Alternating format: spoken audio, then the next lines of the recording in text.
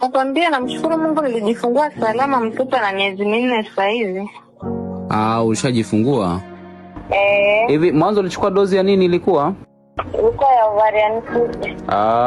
Ni mlandizi lakini ilikuwa ni mlandizi au ilikuwa ni kibaa?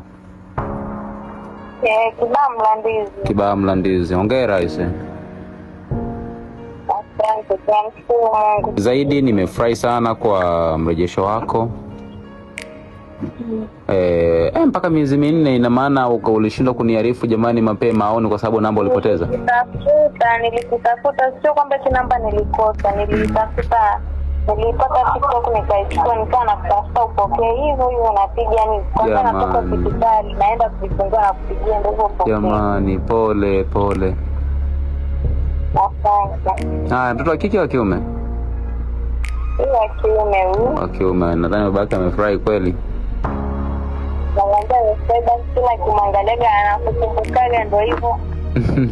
Akisikia naambia ngoja nitampigia nikipigia ndio hivyo basi tunazidi kukaza hivyo tunaongelea yenyewe nimekupigia mara nyingi.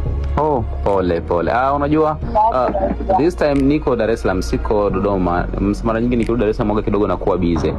Kifupi nimefurahi. Nadhani jioni kama atakuwa amesharudi utanipigia niongee na baba yake pia. Sawa. Uko chini? Niko Uhuru Road, Ilala.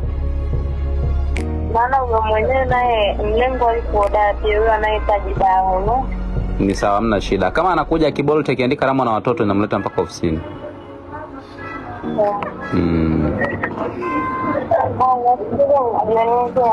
Na kwako pia msalimie mwanao. Sawa.